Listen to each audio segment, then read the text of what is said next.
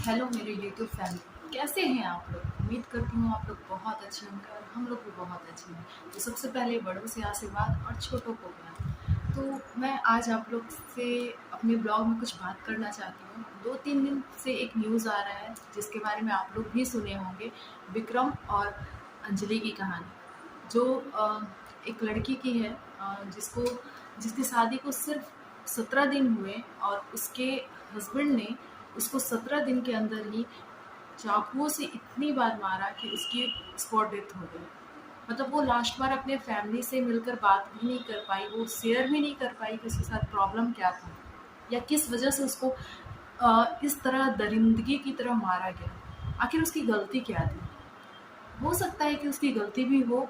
मैं ये नहीं जानती कि क्या गलती, किसकी गलती है किसकी नहीं गलती है। लेकिन हाँ, ये तो साफ हो गया है कि यहाँ पे 100% उसके ससुराल वालों की गलती है। चाहे वो उसकी सास की गलती हो, चाहे ससुर की गलती हो या उसके हस्बैंड की गलती हो। घर में पेरेंट्स क्यों होते हैं? पेरेंट्स ये होते हैं ना कि बच्चे गलती ना करें। अगर वो गलती कर रहे हैं तो उसको वो रोकें, चाहे वो कोई भी हो, उनका बेटा हो या बेटी। गलती करने वाले को रोकिए, ना कि सहने वाले को बोलिए कि आप सहते जाओ। क्या हुआ उसका?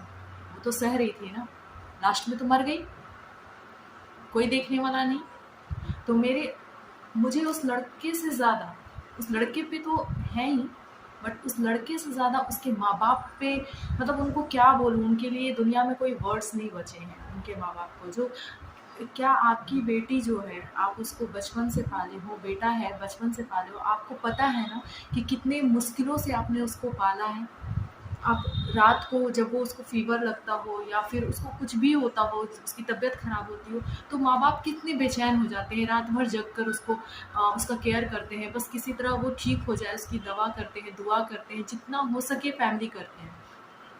तो क्या आप वो उस टाइम वो भूल गए कि आप अपने बच्चे के लिए जिस तरह किए हैं, उस तरह से उसकी माँ ने भी किया होगा।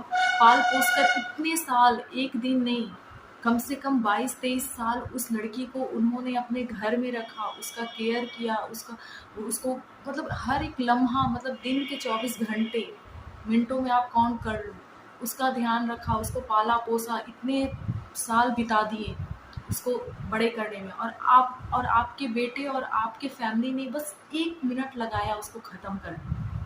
आपकी रूह नहीं काँपी? आपको नहीं लगा कि एक लड़की जिसको मैंने जीवन तक नहीं दिया है, उसका जीवन छीन लिया? आपके बेटे ने, क्या इतना बड़ा गुस्सा उसका है?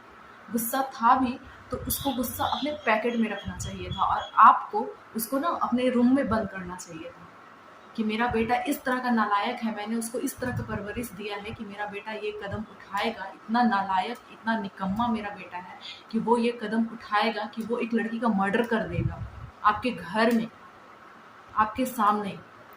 तो आपको पहली बात तो उसकी शादी करनी ही नहीं चाहिए थी।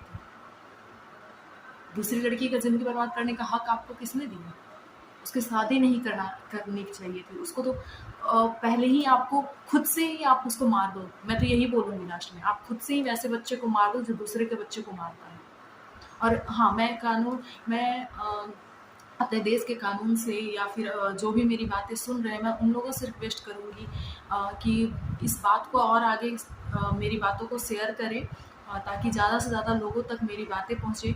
मैं इस देश के कानून को बस इतना ही कहूँगी कि जिस तरीके का मर्डर करते हैं, कोई भी हो, जो मर्डर करने वाले हैं, लड़का हो, लड़की हो, कोई भी हो, किसी का भी मर्डर करते हैं ना, उसकी सज़ा बस एक ही होनी चाहिए कि जिस तरह का वो मर्डर किए हैं, उसको भी उसी की तरह मौत दो।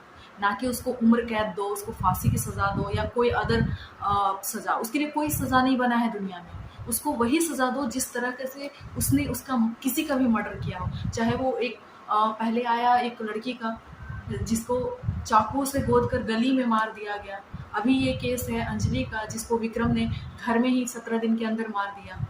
एक केस और है जो कि मेरे कॉलेज का है। मेरे सीनियर एक हमारे भैया थे हमारे एनएसएस ग्रुप में। मैं कॉलेज में एनएसएस ग्रुप में थी। उसमें वो भैया एक हैं, हम लोग के काफ़ी रेपुटेड पर्सन है, क्योंकि उनको बहुत रिस्पेक्ट हम लोग देते हैं। सॉरी, उनके छोटे भाई को पता नहीं साजिश के तहत या जिस भी तहत मार दिया गया, मार के रेलवे ट्रैक में फेंक दिया गया। अभी 3-4 दिन पहले की खबर है।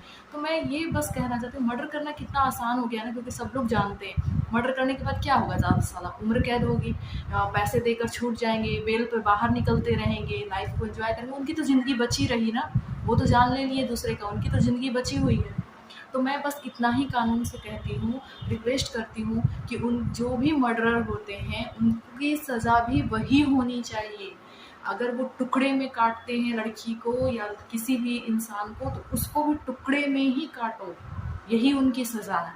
तब पता है आगे क्राइम होना बंद हो जाएगा, लोग डरेंगे कि नहीं, मैं आज इसको इस तरीके से मार रहा हूँ, मेरी भी मौत इसी तरह की होगी। इसलिए बस कोई फांसी नहीं, किसी तरह का सज़ा नहीं, कोई पछतावा नहीं, उनको कोई पछतावा का मौका ही नहीं दो।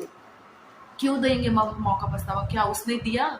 जिसको मारा उसको दिया उसने पछतावा का मौका? क्या उसको अपनी बात रखने का मौका दिया वो? नहीं ना, तो फिर उसको क्यों देना है? नहीं देना है। उसकी भी मौत उसी तरह होगी। आज ये सब वीडियो देखने के बाद मैं आज पहली बार अपने ब्लॉग में ये बात बोल रही हूँ। क्यों बोल रही हूँ? क्योंकि पता नहीं क्यों मुझे लगा कि शायद मुझे बोलना चाहिए, क्योंकि इतना कुछ हो रहा है, डर लगता है। मैं भी एक बेटी की माँ हूँ, अब मुझे डर लगता है। पहले मैं इस चीज़ को फ़ील ज़्यादा नहीं कर पाती थी, बट अब ज़्यादा फ़ील करती हूँ कि भगवान ना करे किसी भी माँ के साथ, किसी भी माँ की बेटी के साथ ऐसा, बेटी या बेटा कोई भी हो, ना हो। क्योंकि बहुत बहुत मेहनत लगता है, एक एक पल कैसे आप इतनी छोटे से बच्चे को, मतलब पहले तो 9 महीने उसका केयर करो, वो कुछ बोल नहीं सकता, बता नहीं सकता अपनी प्रॉब्लम्स, उसकी केयर करो। उसके जन्म के बाद उसका एक एक मिनट, एक एक पल, वो कुछ बोलता नहीं है, उसको भूख लगा है नहीं बोल सकता, उसको उसको कुछ तकलीफ़ है वो नहीं बोल सकता। माँ उसको बस समझती है और उसका केयर करती है और उसको किस तरह से पालती है ना, ये हम अभी प्रैक्टिकली लाइफ में, और हर लड़की, शायद हर लड़की ये चीज़ को समझेगी जब वो एक माँ बनेगी। कितना मेहनत मतलब कैसे लोग एक पल में एक ज़िंदगी ले लेते हैं, जबकि उस ज़िंदगी को देने में कितने साल बीतते हैं, कितने टाइम बीतते हैं। अपना लाइफ हम अपने लाइफ में कुछ नहीं कर सकते। क्यों? क्योंकि बच्चे की वजह से उनको पालना होता है, उनकी परवरिश अच्छी हो, इस चीज़ को ध्यान में रखने की वजह से हम लोग कुछ नहीं कर पाते लाइफ में। और एक पल में आप उस चीज़ को छीन लेते हो, कैसे कर लेते हो ये? कैसे परवरिश आप अपने बच्चों लोग को दे रहे हैं कि वो दूसरे की ज़िंदगी ले रहा है? तो प्लीज़, प्लीज़ बस एक रिक्वेस्ट है हर माँ बाप से कि अपने बच्चे को ये सीख ज़रूर दें कि वो अगर किसी की ज़िंदगी दे नहीं सकता तो उसको ले भी नहीं सकता। प्लीज़ मेरे इस वीडियो को ज़्यादा से ज़्यादा शेयर करें ताकि मेरी बात और लोगों तक भी पहुँचे।